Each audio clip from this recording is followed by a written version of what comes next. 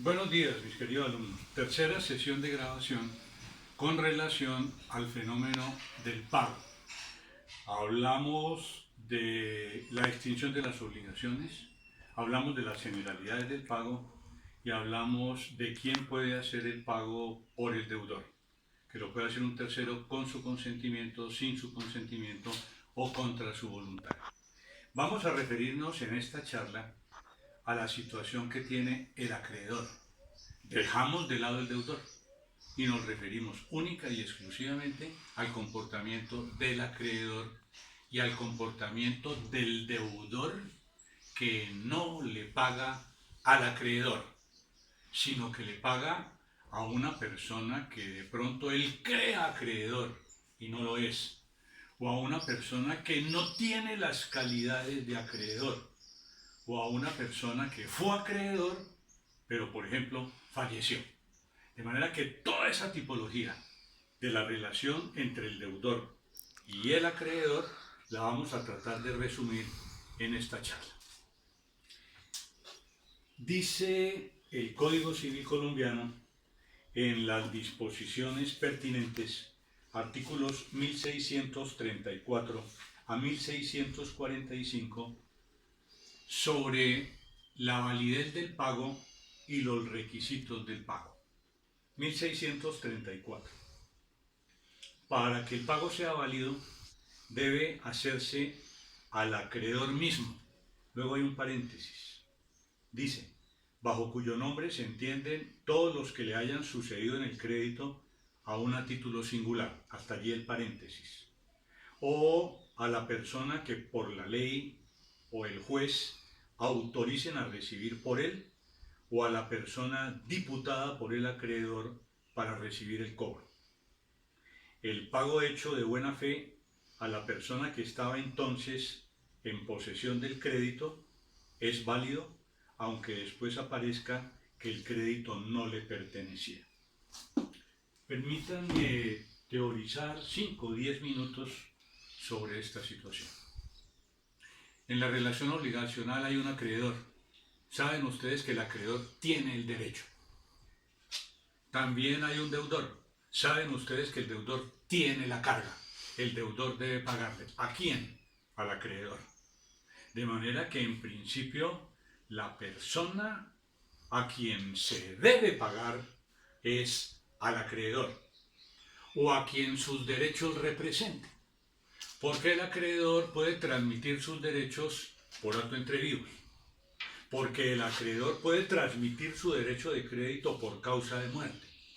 Y de pronto, al momento de realizar el pago, el acreedor no es el primigenio acreedor, porque éste transfirió su derecho en virtud de un negocio jurídico, o porque éste falleció y lo transmitió ¿a quiénes? A sus herederos.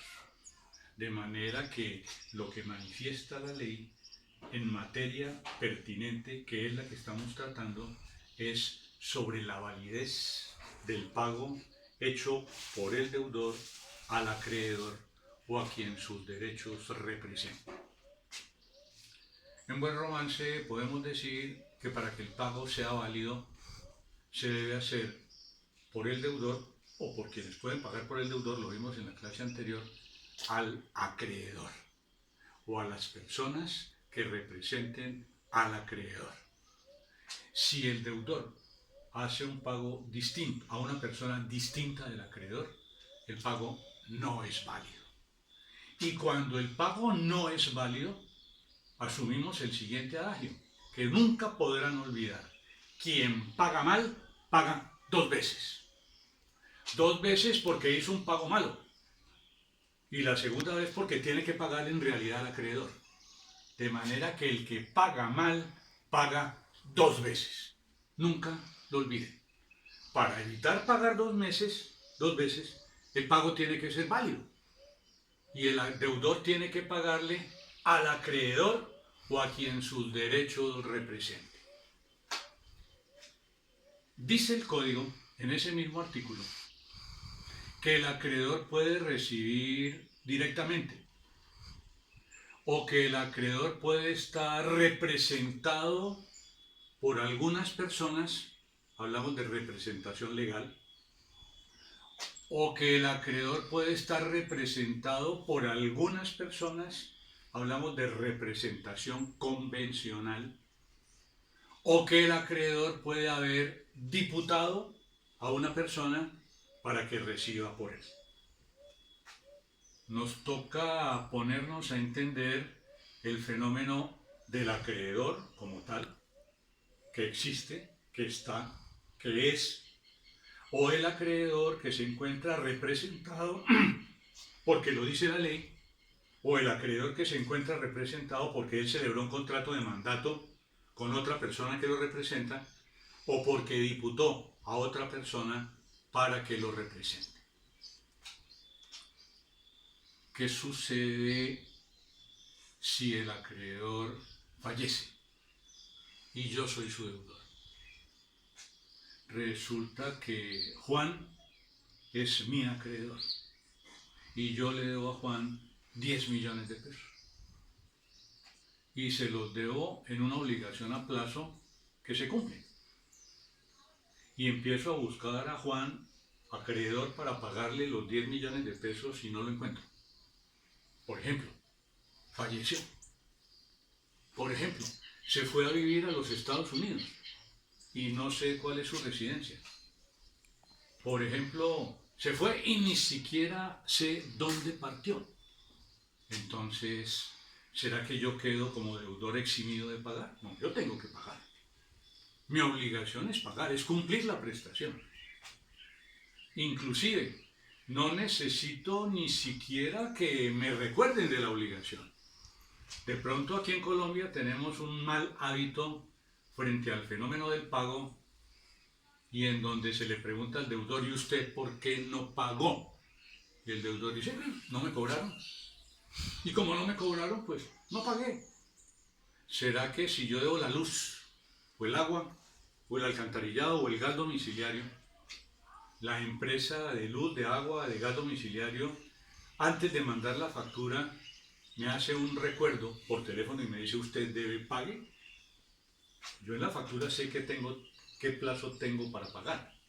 Y si de pronto no pago y pasa el tiempo y me cortan el servicio, y airado voy a esa oficina prestadora de servicios públicos a decirle cómo es posible que me corten el servicio, y ellos me replican: usted no pagó, a mí nadie me cobró. ¿Cómo que no le cobraron? Ahí está la factura. O no le llegó o no la recibió. Pero no necesito como acreedor cobrarle para que me pague. Usted tiene la carga de pagar. De manera que desde ese punto de vista, el deudor tiene la carga de pagar. Juan, de mi ejemplo, mi acreedor, falleció. Voy al velorio a presentar mis respetos a Juan, mi amigo. Abro el ataúd, el catafalco, el cofre, converso con él. Le digo: Juan, mi querido amigo, yo sé que te debía 10 millones de pesos y no alcancé a pagártelos en vida, de manera que aquí te los traje, saco de mi bolsillo 10 millones de pesos y se los tiro al ataúd y cierro la tapa. Entonces, ¿será que yo pagué? ¿Y será que ese pago es válido? De pronto no hago eso, sino que me siento ahí a esperar y a presentar mis condolencias, y de pronto se me acerca la esposa de Juan. Y la esposa de Juan me dice: Carlos, yo sé que tú le debías a Juan 10 millones de pesos, págamelos. Al rato se acerca la hija menor de Juan. Y Juan me dice: Carlos, yo sé que usted le debía a mi papá 10 millones de pesos, he quedado desamparada, páguemelos. Yo soy menor de edad, pero yo necesito el dinero, páguemelos. Al rato se sienta a mi lado la mona Pispireta y me dice: Carlos, tú sabes la relación que yo tenía con Juan. Juan me dijo que tú no me desampararías en caso de que él falleciera. Sé que tú le debes 10 millones de pesos, entonces págamelos. Y yo tengo la intención de pagar. ¿A quién se los pago? ¿A la esposa, que es la cónyuge sobreviviente? ¿A la hija, que es la heredera? ¿A la eventual compañera? ¿A quién se los pago? Porque tengo que pagar. soy deudor, pero tengo que pagar bien. No puedo pagar mal. Esperaré que se abra la causa mortuoria de Juan. Cuando se abre la causa mortuoria, determinará el juez o el notario quiénes son sus herederos y le pagaré válidamente a sus herederos. No a la cónyuge o a la hija o a la compañera permanente, qué sé yo. Pagaré válidamente a la persona o las personas que representen la personalidad patrimonial del acreedor, que es Juan fallecido. Segundo ejemplo. Me llega una carta del banco en donde me dice: estimado Carlos, la presente para manifestarle que usted es deudor de nuestra institución crediticia. Usted debe 50 millones de pesos, no ha pagado, está en mora. Los intereses compensatorios y moratorios valen 10 millones de pesos. De manera que si usted no viene a mi oficina a más tardar al día siguiente de la recepción de esta comunicación, yo, el abogado del banco, le adelantaré un proceso ejecutivo, le embargaré el caballo clavileño, la vaca Bataflor, el predio del Topacio, el sueldo de la universidad, todo, porque usted no paga. Atentamente, el abogado del banco firma y me pone la cita en su oficina 501B-2 del edificio Sacur de Cali. Al día siguiente voy a la oficina del abogado que me mandó la carta y le digo: mire doctor, yo en este momento no tengo ese dinero, pero si usted me da un día de plazo, yo lo puedo conseguir y pagar. Y el abogado me dice: en primer lugar, usted tiene que pagarme los 60 millones de pesos, que son 50 de capital y 10 de intereses. Y tiene que pagarme 15 millones de pesos de honorarios de abogado. De manera que la deuda vale 75 millones de pesos. Yo le digo al abogado: hombre, rebájeme los intereses, rebájeme un poquito la obligación. Yo le traigo el dinero mañana, pero rebájeme. Y entonces esa persona le dice: está bien, le dejo solamente lo del capital y lo de los intereses del banco. 60 millones de pesos, sí, usted me los trae en efectivo, mañana a más tardar a esta hora. El día señalado voy con el dinero a la oficina de ese abogado, donde me ha puesto la cita, le entrego el dinero y le digo: oiga, ¿me da un recibo? Y esa persona dice: claro, con mucho gusto le doy un recibo. Y me lo autentica. Y él dice: con mucho gusto, vamos aquí a la notaría de abajo y yo autentico la firma. Y él en el recibo dice: recibe Carlos, deudor del Banco Ganadero, el Banco Popular, qué sé yo, 60 millones de pesos, firma y autentica la firma. Al mes, ha transcurrido un mes, me llega una carta también con membrete del banco, en este caso no con membrete del abogado, sino con membrete del banco, y en esa carta me dicen lo mismo: usted es deudor de nuestra institución crediticia, nos debe 50 millones de pesos de capital, no ha pagado, nos debe 10 millones de pesos de intereses, si usted no paga lo vamos a embargar, etcétera, etcétera, etcétera. Cojo la carta, me voy donde el gerente del banco y le digo: oiga gerente, ¿por qué me está mandando esta carta si yo ya pagué? Y el gerente me dice: ¿cómo que pagó? O sea, aquí en el banco no hay ningún registro de su pago. Me dice: sí, a mí me llegó una carta similar del abogado del banco cobrándome el dinero y yo le pagué el dinero a él. Y él me dice: nosotros no tenemos abogados que hagan esos cobros. Los abogados que hacen esos cobros son abogados del banco. Entonces yo le digo: mire, aquí tengo la carta del abogado. Y le muestro y le pongo de presente la carta. Y él me dice: ese señor no es abogado del banco. Y si usted le pagó mal. Porque no tenía la representación del banco para cobrarle. A la única persona que usted debió pagarle fue al banco. Siento que de pronto he sido engañado. Salgo de la oficina del banco, voy directamente al edificio en donde me encontré con el abogado, subo a esa oficina y la encuentro cerrada. Indago con los porteros y me dicen: esa oficina la tuvo una persona aquí solamente 4 días. A los 4 días la desocupó y no sabemos ni cómo se llama ni en dónde está. Y yo simplemente digo: ¿cómo que me robaron? ¿Cómo que me han robado? simplemente efectué el pago como deudor, si lo era, a una persona que no estaba facultada por el acreedor para pagarle. De manera que pagué mal. Y quien paga mal, paga dos veces.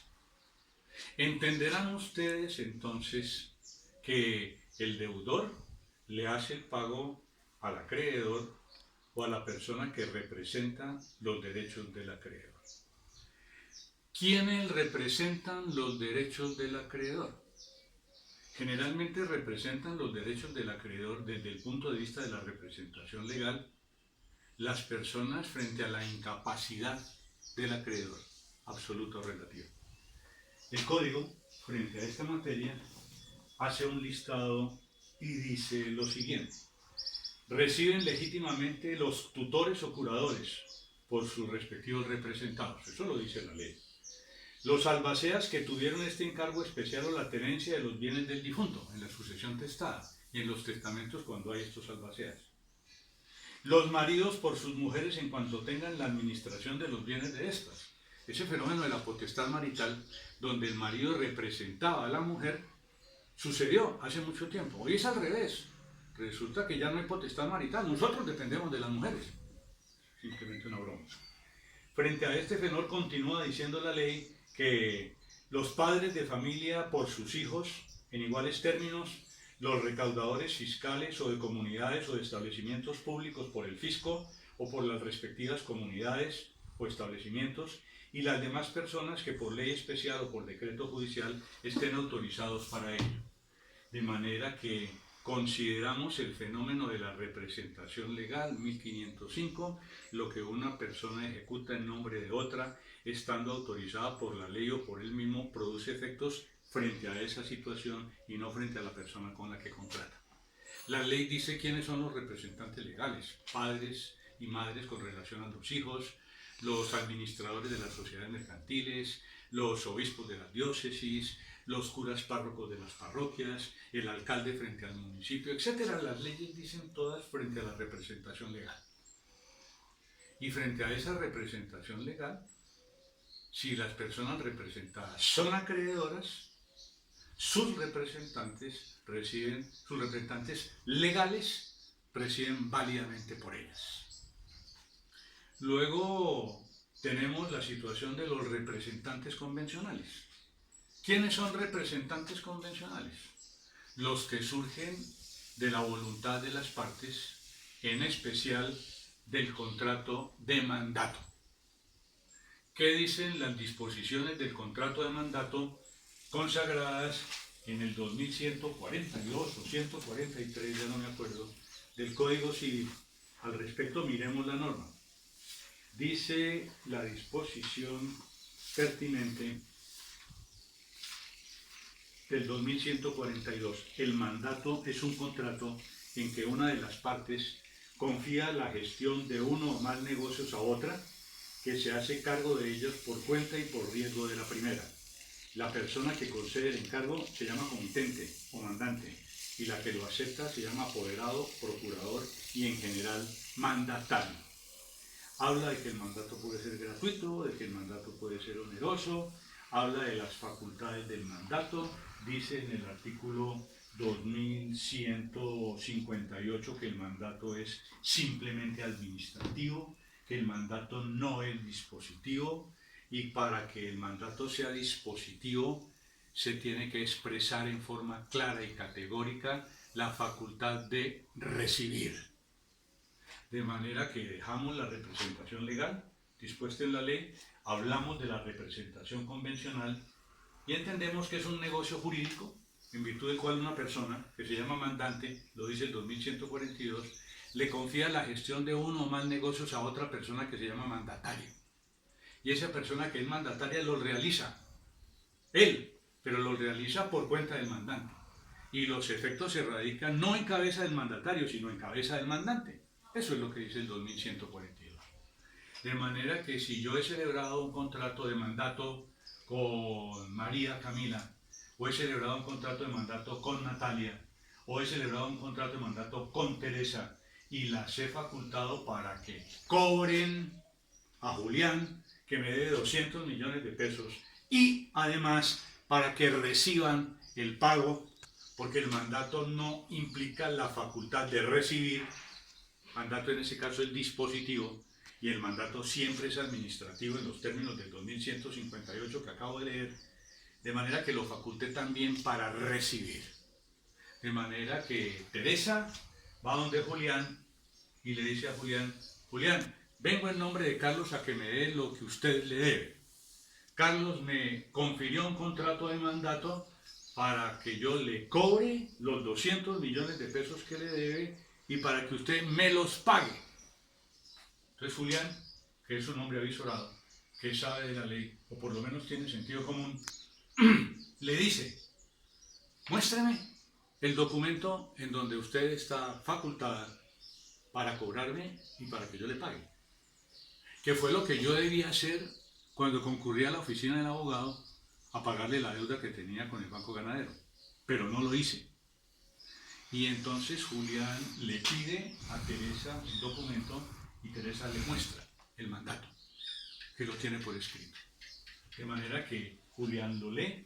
En el mandato advierte representación convencional 2142, Teresa está facultada para cobrar y para recibir. Y frente a esa situación, le dice: perfecto, como usted está facultada para cobrar y para recibir, venga, yo le pago. Y ese pago que le hago al mandatario es como si se lo hubiera hecho al mandante, porque ese es el efecto que predica el 1505. Y el pago es un pago válido. De pronto Julián le dice a Teresa: sí, perfecto, el poder está bien, pero usted no tiene facultad para recibir. Dice que tiene facultad para cobrar, no dice que tiene facultad para recibir. De manera que con mucho gusto yo acepto su requerimiento, acepto su cobro, pero no le pago, porque usted no tiene facultad para recibir. ¿Quiere que le pague? Consiga de su mandante la facultad para recibir. Teresa va donde Carlos, le dice: no me quiso pagar porque en el poder no decía de la facultad de recibir. Y yo le digo: claro, perfecto, no estaba la facultad, pero complemento el poder y además Teresa tiene facultad para recibir. Y Teresa vuelve donde Julián y le muestra esa situación y Julián paga válidamente. De manera que entiendan ustedes que la representación legal opera en virtud de la ley y la representación convencional en virtud del contrato de mandato, pero el contrato de mandato es solo administrativo. Se requiere facultad dispositiva para recibir. Y esa facultad será expresa.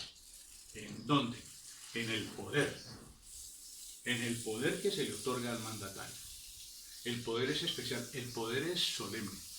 Ustedes entenderán que el contrato de mandato es un contrato consensual. O sea, se puede perfeccionar por cartas, por documentos, por la sola quiesencia del mandatario en hacer la gestión, por un fenómeno verbal. El mandato puede ser consensual, es consensual. Lo que es solemne es el poder. El poder pone en ejecución el mandato. Y si el poder existe en el escrito, se debe manifestar en forma clara, categórica, que una de las facultades que tiene el mandatario es la facultad de recibir. Si el mandatario no tiene la facultad de recibir, el deudor paga mal cuando le entrega al mandatario. ¿Por qué? Porque no tiene la facultad de recibir. De manera que podrán ustedes entonces entender el fenómeno de la representación legal, el fenómeno de la representación convencional. Al lado de la representación convencional surge una situación jurídica conocida como la diputación. Y la diputación opera en las dos vías de la relación obligacional. El acreedor puede diputar para cobrar y puede diputar para cobrar y para recibir. La diputación no es solemne. La diputación puede ser inclusive como el mandato consensual. De manera que Teresa no recibe contrato de mandato sino una diputación de Carlos. Y va donde el deudor Julián y le dice: Carlos me ha comisionado para que le cobre y para que reciba lo que usted le debe. De manera que págueme. Y Julián dice: primero voy a llamar a Carlos. Y me llama por teléfono y me dice: Carlos, ¿es cierto que usted diputó a Teresa para que me cobrara y que ella está facultada para recibir? Y yo le digo, sí, Julián, usted puede pagarle a Teresa, que no es mi mandataria, pero ha sido diputada para cobrar y para recibir. La diputación es una forma especial de mandato.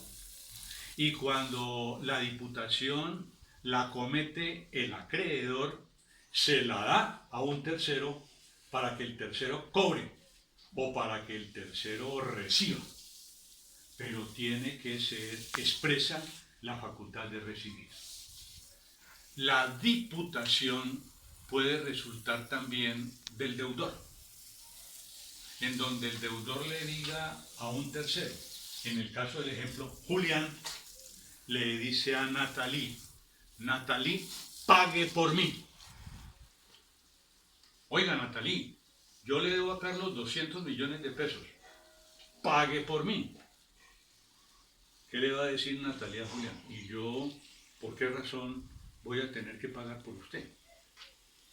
Y Julián le dice, mire, yo le doy los 200 millones de pesos y le doy 5 millones de pesos más por su gestión y usted simplemente paga por mí.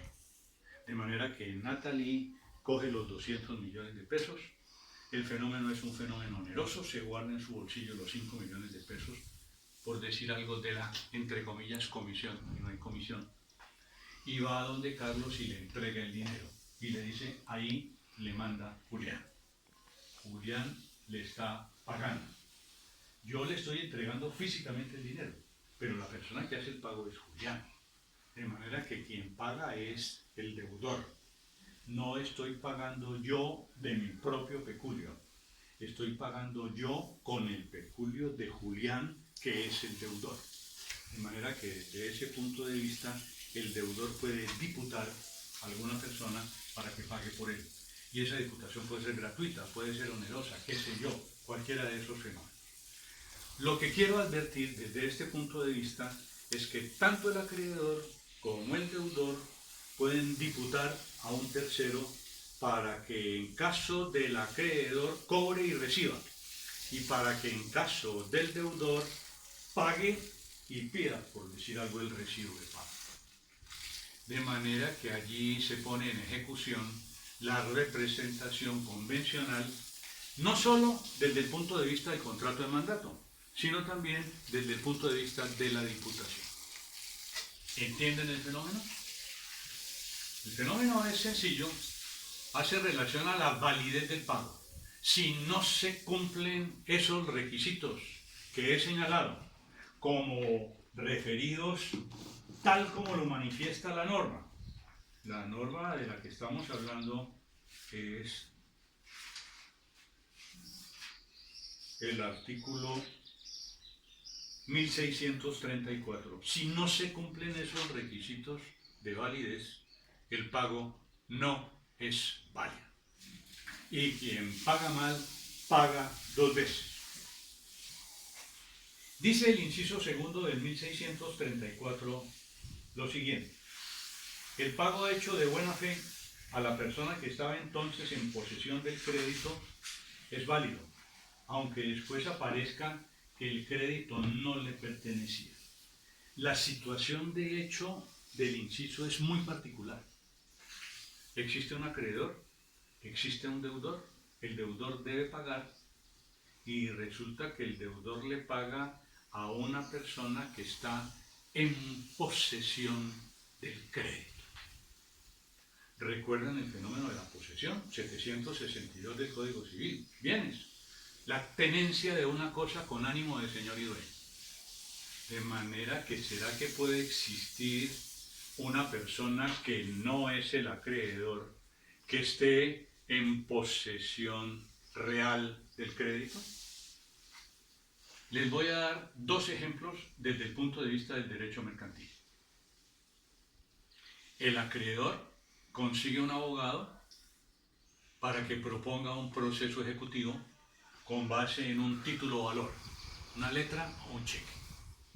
Y en esa letra o en ese cheque, en el reverso, le pone endosado en procuración al doctor fulano de tal, identificado así. O sea, el título o valor contiene un endoso en procuración. En procuración significa para ejercitar las acciones judiciales, para cobrar. ¿Será que cuando el abogado me manda la carta cobrándome, intimándome el pago de esa suma de dinero que yo le debo al acreedor, lo cito a la oficina y le muestro el cheque donde está endosado en procuración y donde está facultado el abogado a través de esa procuración para instaurar los procesos judiciales y para recibir, y yo le pago a ese abogado, a diferencia del ejemplo que puse con el otro, en donde no existe ni siquiera poder? El primer pago este pago del que hago referencia es válido. ¿Por qué motivo? Porque dice la parte pertinente de 1634 que el pago hecho de buena fe a la persona que estaba entonces en posesión del crédito, porque en este caso, en este cheque, el abogado estaba en posesión del derecho de crédito y consta en el cheque. Pues simplemente yo como deudor de buena fe advierto que esa persona está en posesión del crédito y le pago, y el pago es válido. Resulta que después aparece que el crédito no le pertenecía. El acreedor le dio poder a un abogado, se roban el cheque de su oficina y lo cobra otro abogado, que está aparentemente en posesión real del crédito. Pero resulta que el acreedor le entregó el derecho para cobrar y para recibir al abogado A y no al abogado B. Y el abogado B me muestra el crédito, me muestra el título, y con base en esa advertencia del título yo pago. ¿Será que se me aplica el inciso de la disposición que acabo de leer? Sí, porque yo de buena fe ejecuto el pago. Si yo no soy una persona de buena fe, advierto esa situación, sé que él no está facultado, aunque me ponga de presente el título, le pago, el pago no es válido. Y el que paga mal, reitero, paga dos veces. De manera que el acreedor conserva su derecho de crédito. El fenómeno es sencillo. Mis queridos alumnos, ustedes lo que tienen que buscar frente a una situación similar a la que expongo es que se cumplan los requisitos de validez del pago. El deudor tiene que pagarle a la persona que es acreedora o a la persona que representa legalmente al acreedor o a la persona que representa convencionalmente al acreedor o a la persona diputada por el acreedor para cobrar y para recibir, y a la persona que me cobra estando en posesión real del crédito. Esos son los requisitos de validez. Y esos requisitos de validez surgen de la disposición del 1634. Tendrán ustedes que tenerlos siempre presentes. Si no los tienen presentes y son deudores o actúan en nombre de los deudores, pagan mal porque no cumplen con los requisitos de validez. ¿Les queda claro? ¿Alguna duda? ¿Alguna pregunta? Verifiquen las disposiciones que les he comentado. Dice la disposición del 1635 lo siguiente.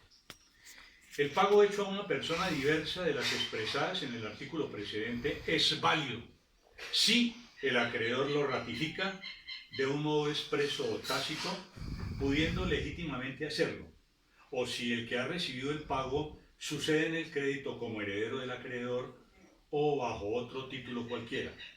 Cuando el pago hecho a una persona incompetente es ratificado por el acreedor, se mirará como válido desde el principio.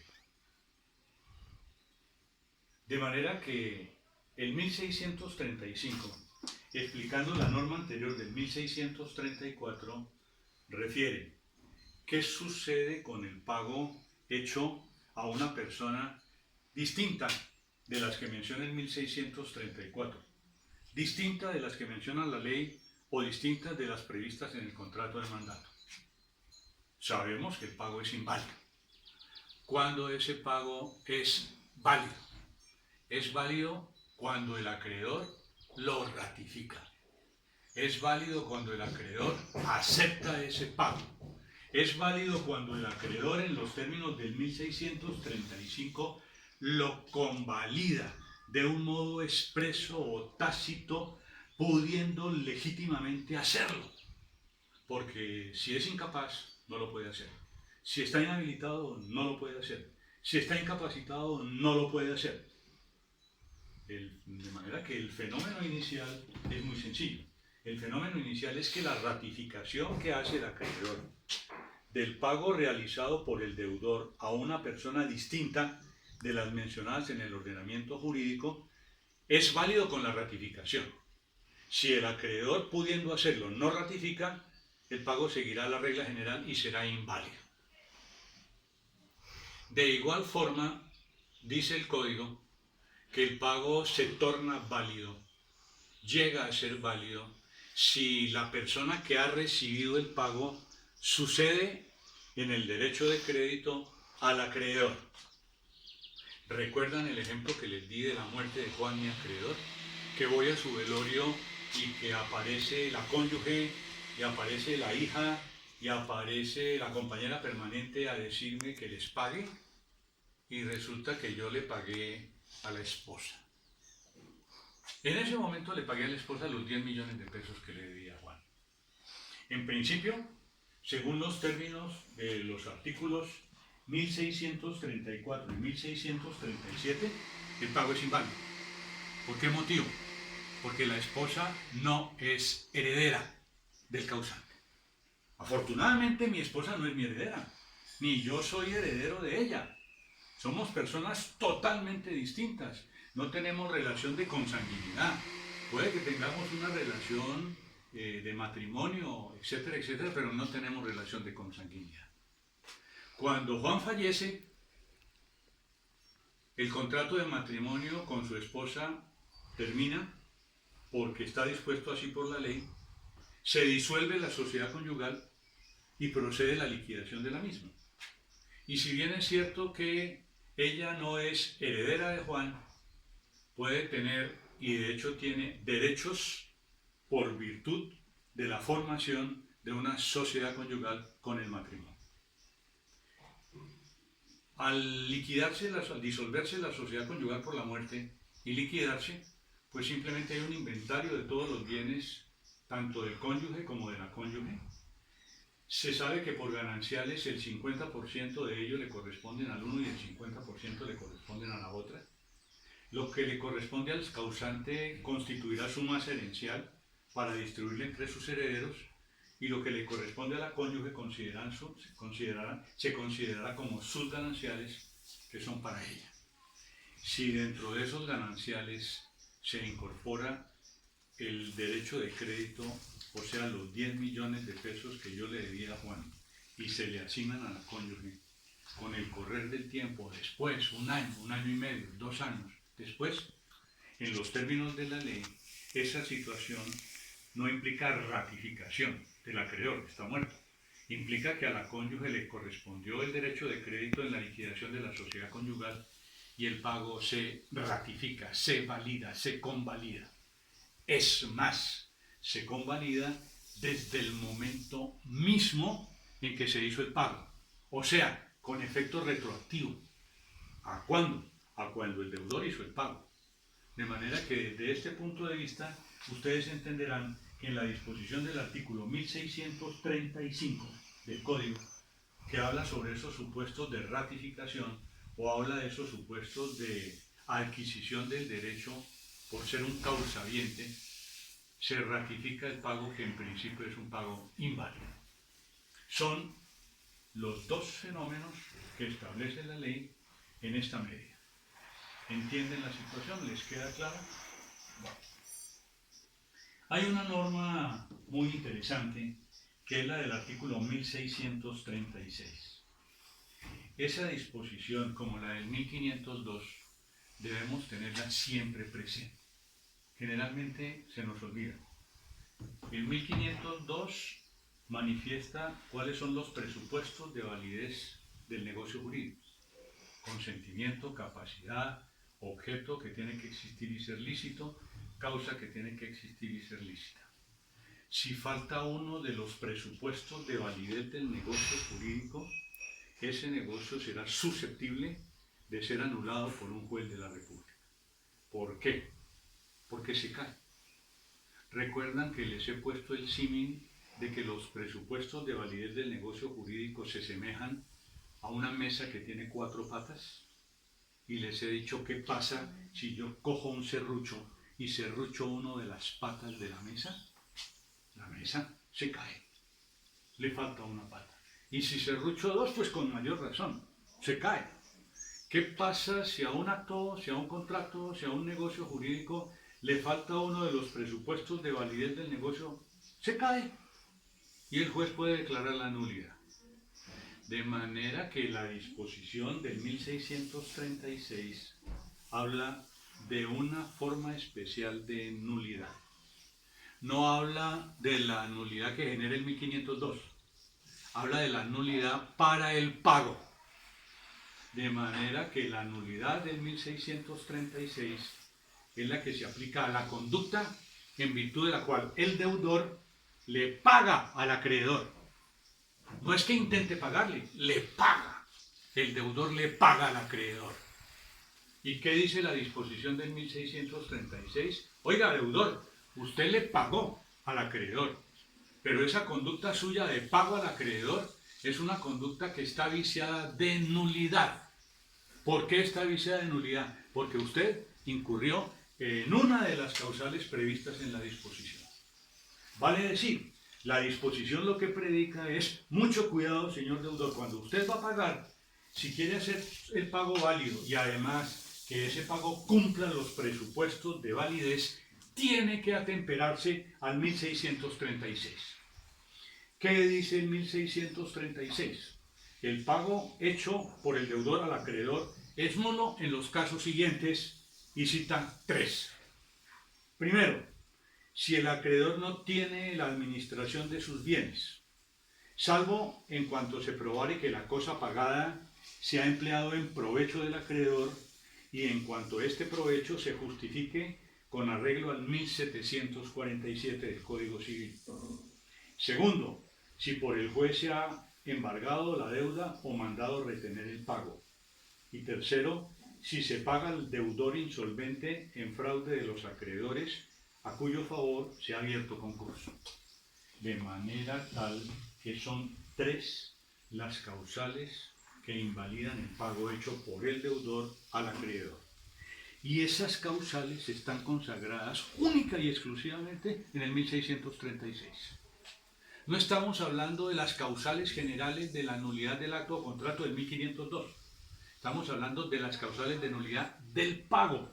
O sea, la conducta, repito, del deudor en el sentido de pagarle al acreedor cuando el acreedor se encuentra en alguna de esas circunstancias mencionadas por el 1636. ¿Cuáles son ellas? Las vuelvo a leer, leo la primera, la segunda y la tercera y las explico brevemente. Tendrán ustedes que estudiar y complementar lo referido acá con el fenómeno doctrinario y con el fenómeno de lo que piensan otros tratadistas al respecto. El pago hecho al acreedor es nulo, primero, si el acreedor no tiene la libre administración de sus bienes. O sea, si el acreedor es una persona incapaz. Incapaz absoluta, incapaz relativa, es una persona incapaz especial, es una persona incapaz. Y el deudor le hace el pago al incapaz. De manera que frente a ese pago y a esa conducta del deudor de entregarle lo que le debe al incapaz, ahí hay una nulidad en el pago. Nulidad establecida en el numeral primero del 1636. El incapaz no tiene la libre administración de sus bienes. ¿A quién tiene que pagarle el deudor? A quien represente los derechos del incapaz. Sea el incapaz absoluto o sea el incapaz relativo. Ahora, hago una referencia. Con esas disposiciones nuevas que han cambiado el fenómeno de la incapacidad y que han convertido la incapacidad casi que en un asunto inexistente, en donde los únicos incapaces en virtud de las nuevas disposiciones son los impúberes. Hay que leer con detenimiento las normas al respecto que modificaron en el Código Civil en forma expresa o en forma tácita para volver a encontrar los efectos de esa nulidad del pago. Dice a renglón seguido la norma del numeral primero que el pago que se ha hecho a la persona que no tiene la libre administración de sus bienes es nulo, pero que tiene una excepción. En cuanto se probare que la cosa pagada se ha empleado en provecho del acreedor, o sea, el incapaz que es acreedor, o en cuanto este provecho se justifique con arreglo al 1747.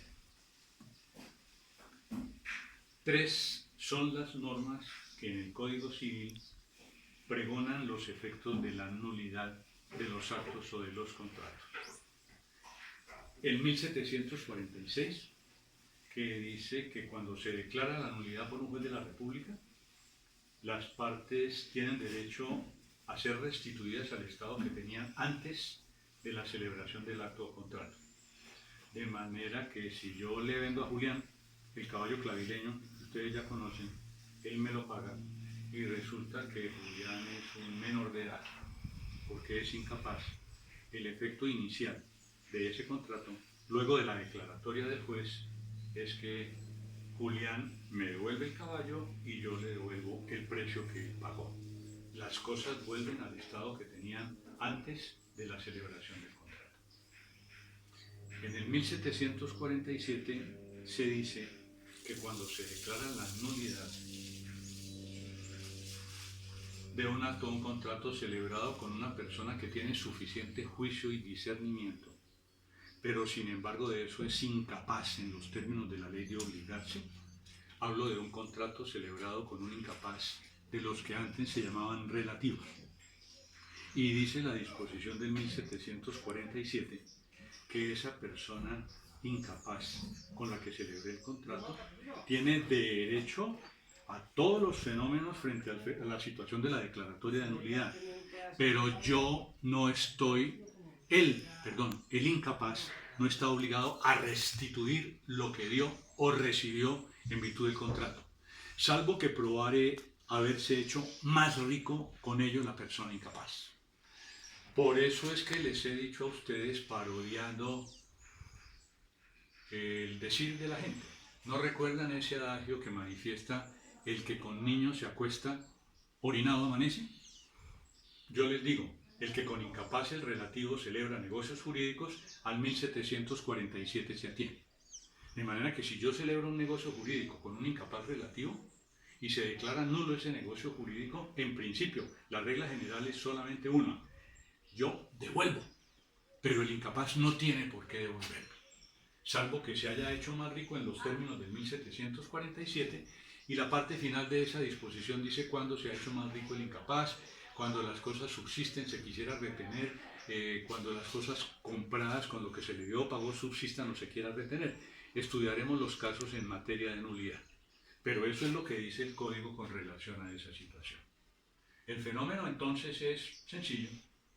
Yo, si soy deudor y le pago a una persona incapaz, en este caso incapaz relativa, por los términos de 1747, y esa persona no ha recibido provecho, ese pago es nulo. En segundo lugar, el pago es nulo cuando, en virtud de los términos previstos en el ordenamiento jurídico, por el juez se ha embargado la deuda o ha mandado retener el pago. De manera que en un proceso judicial el juez embarga la deuda. El juez ha mandado retener el pago. Resulta que el acreedor ha sido embargado.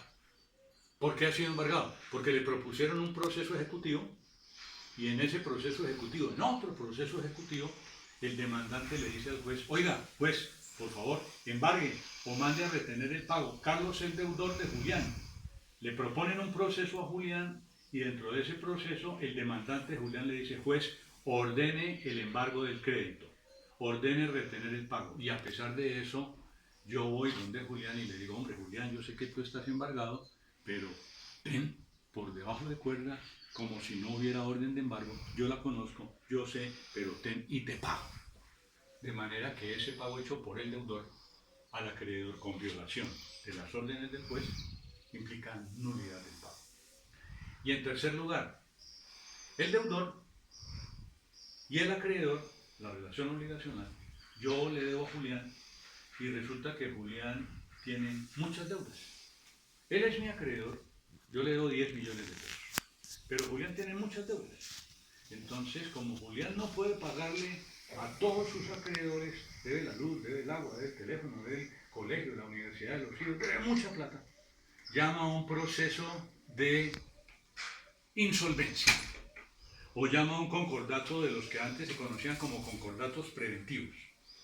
Llama a un concurso de acreedores y les dice a los acreedores: yo les pago y aquí están todos mis bienes. No para que usted reciba la casa, el caballo, la vaca y lo demás, sino para que el juez los convierta en dinero y con el producto del dinero se paguen los términos de las prestaciones de ley. De manera que él ha abierto un concurso de acreedores. Y a ese concurso concurren todos sus acreedores. Él es deudor de muchas personas. En otro negocio jurídico él es mi acreedor y yo le debo a él 10 millones de pesos.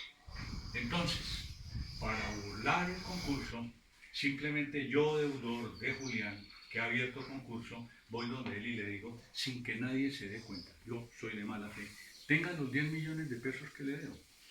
Y él los recibe. De manera que yo soy de mala fe, Julián es de mala fe, recibió el dinero. Porque si yo fuese de buena fe, pues simplemente le decía al juez del concurso: oiga, yo soy deudor, pongo a disposición del juez del concurso los 10 millones de pesos que yo debo. Y si Julián es de buena fe, le dice al juez del concurso: oiga, Carlos me debe 10 millones de pesos, esos deben ser tenidos en la cuenta para pagarle a todos los acreedores. Pero sin embargo, soslayando esa situación, ese fenómeno jurídico, yo le pago a Julián y Julián recibe. Un acreedor de Julián se da cuenta y va donde el juez de la República y le dice: declare nulo el pago que le hizo Carlos a Julián. ¿Por qué? Porque contraría el numeral tercero del 1636. Es una nulidad, es una causal de nulidad expresa. De manera que entenderán ustedes que frente a este fenómeno de la nulidad del pago, prevista en el artículo 1636, son 3 y solamente 3 las causales generadoras de nulidad. Como son 4 y solamente 4 las del 1502, y como se vuelven en 6 con el 1741, son expresas y categóricas mencionadas en la ley. En ese caso el pago es nulo. Les ruego un favor, nunca olviden el 1636, porque generalmente dejamos pasar las normas, dejamos pasar el espíritu de las normas, luego no las encontramos. ¿Dónde es que se encuentra esa norma de la nulidad del pago? No la veo, no la ubico, no la encuentro. Pues en el 1636. Ténganla por favor siempre presente. Dudas, consultas, etcétera, etcétera, por favor remítanse a lo dispuesto en la ley, consulten la doctrina, miren los textos sobre obligaciones y podrán encontrar todo ese tema. Hablemos de la diputación para recibir el pago y hablemos de la diputación para el cobro y para recibir el pago. Es decir, hago referencia a lo que disponen los artículos 1638, 1639, 1640, 1641, 1642 y siguientes que refieren sobre el tema. Dice la disposición del 1638, la diputación para recibir el pago puede conferirse por poder general para la libre administración de todos los negocios del acreedor o por poder especial para la libre administración del negocio o negocios en que está comprendido el pago, o simplemente por un mandato comunicado al deudor.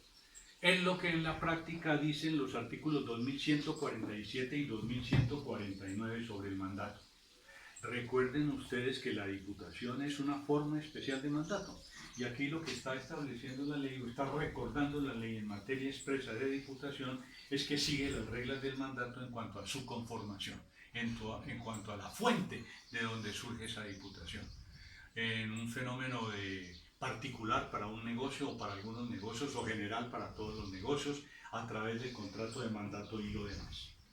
Dice el 1639 que puede ser diputado para el cobro y para recibir válidamente el pago cualquiera persona quien al acreedor cometa el encargo, aunque al tiempo de conferírsele no tenga la administración de sus bienes ni sea capaz de tenerla, ¿Qué es lo que dice el 2154 del Código Civil?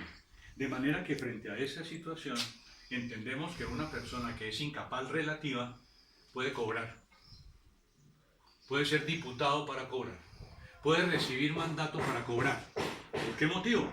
Porque el cobro no necesariamente implica negocio jurídico dispositivo.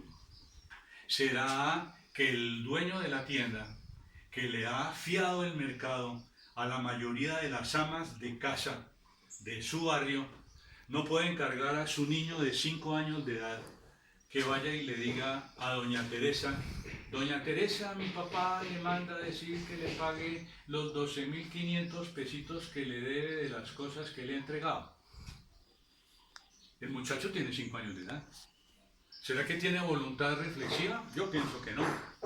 No la tiene. ¿Será que puede cobrar? Sí. Perfectamente puede cobrar. Porque él no va a recibir. Estamos hablando de la facultad de cobrar. ¿Será que esa persona de 5 años tiene facultad para recibir? No.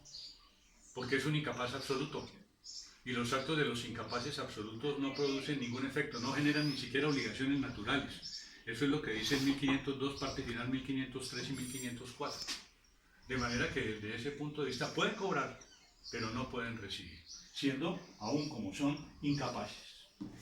Dice la disposición del 1640 que el poder conferido por el acreedor a una persona para demandar en juicio al deudor no le faculta por sí solo para recibir el pago de la deuda, lo que ya explicamos con creces desde hace rato. Dice el 1641 que la facultad de recibir por el acreedor no se traspasa a los herederos o representantes de la persona diputada por él a este efecto, a menos que así se haya expresado por parte del acreedor. No mencionamos y no leí la norma del 2189, numeral 5, que dice que el mandato termina por la muerte del mandante y termina por la muerte del mandatario. Si eso es así, ¿será que la diputación, que es una forma de mandato, no termina por la muerte del diputante y por la muerte del diputado? Pues claro, se siguen los mismos preceptos del contrato de mandato. Dice la disposición del 1642 el siguiente fenómeno. Esta norma es una norma especial, diría yo, especialísima con relación al fenómeno de la diputación, y luego tendré el gusto de explicarla con un contrato frecuente aquí en el Valle del Cauca, que es el contrato de coloniaje que se realiza con los ingenios en todo el Valle del Cauca. La norma expresa lo siguiente: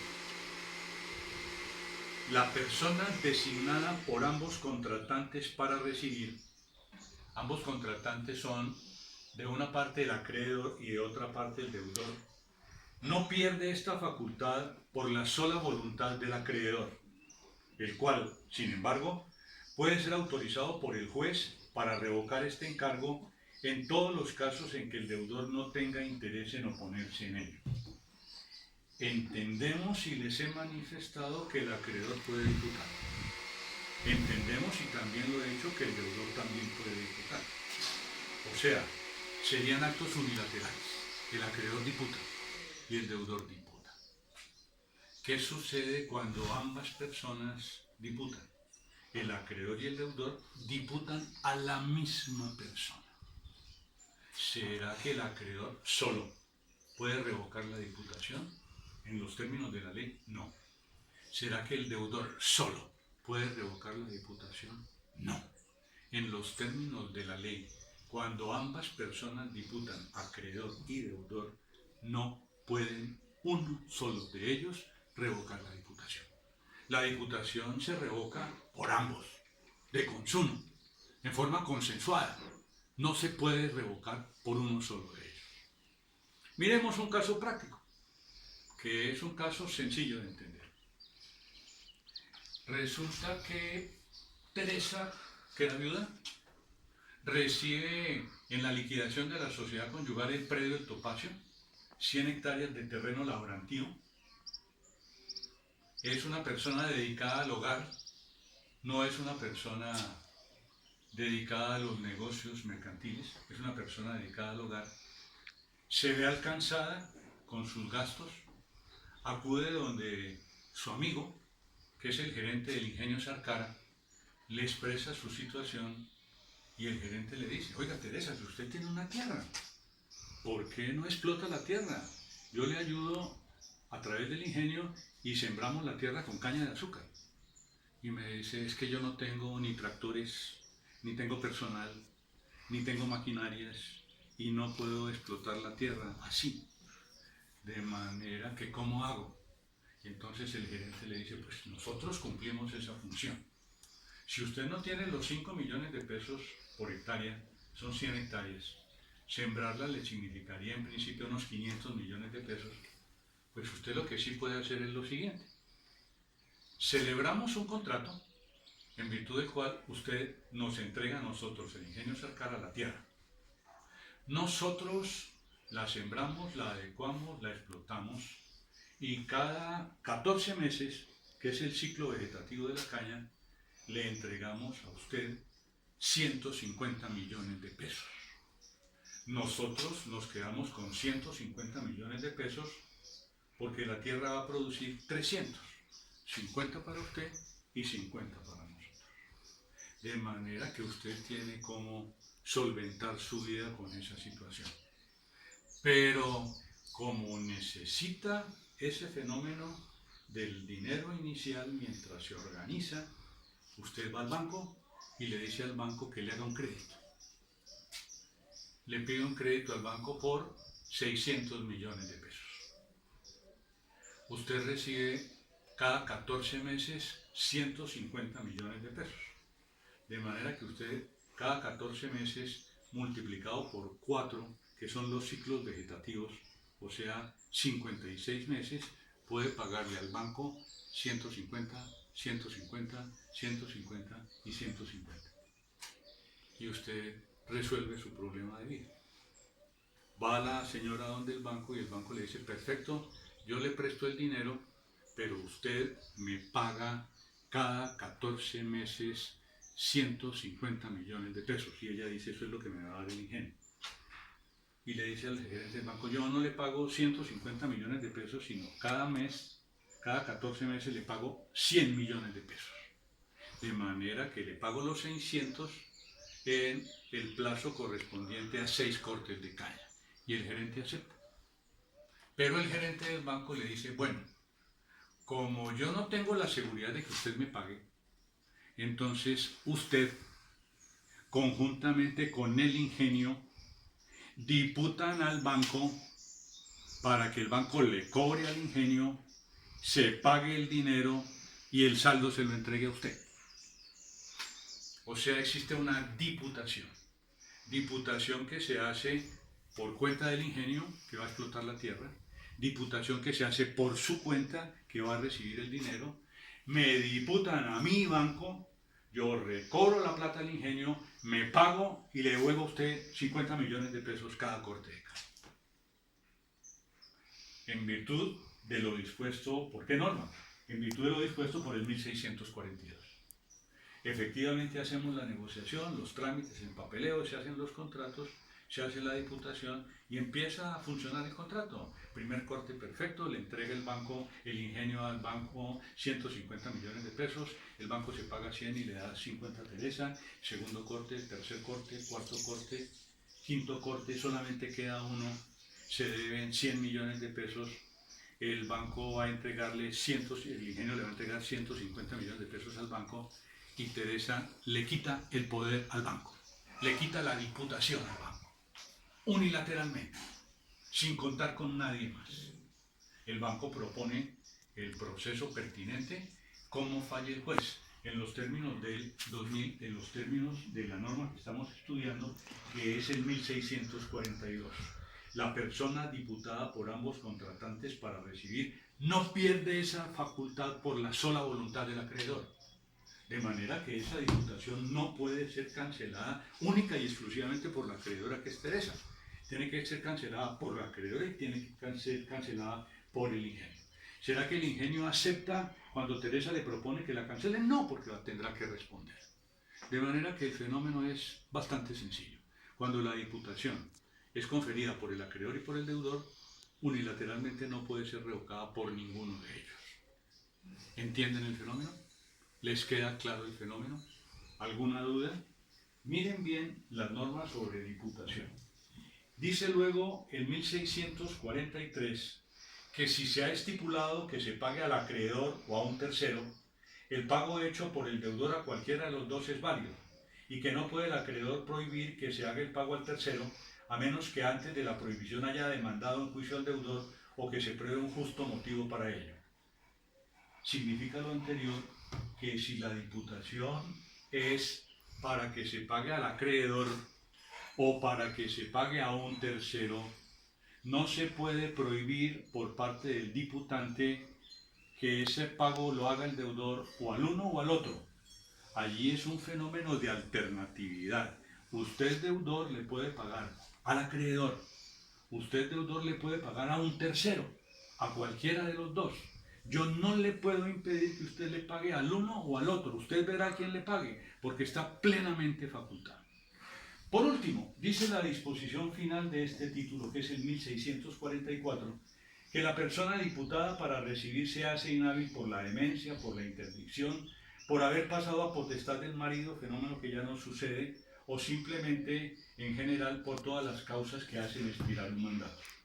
De manera que la diputación tiene dos causales especiales de terminación, que son las conferidas, que son las consagradas en el 1644, la inhabilidad por la demencia o por la interdicción y todas las demás de terminación del mandato que están consagradas en el 2189, numerales 1, 2, 3, 4, 5 y siguientes.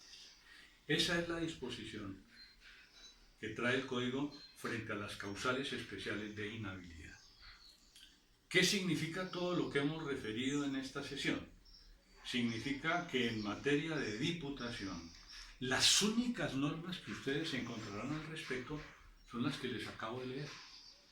Hacen referencia a diputación o bien por parte del acreedor o bien por parte del deudor, cuando ambos la hacen, cuando se diputa para que se le pague al acreedor o a un tercero y frente a la inhabilidad de la persona que recibe la diputación. Todas las disposiciones encuadran dentro del fenómeno de la validez del pago. O sea, examinan la conducta del deudor cuando le va a pagar al acreedor. El simple fenómeno de la validez, el simple fenómeno de la nulidad, el simple fenómeno de la diputación. Entiendan las normas, lean las normas y ténganlas siempre presentes para sus efectos. Muy amables, mil gracias.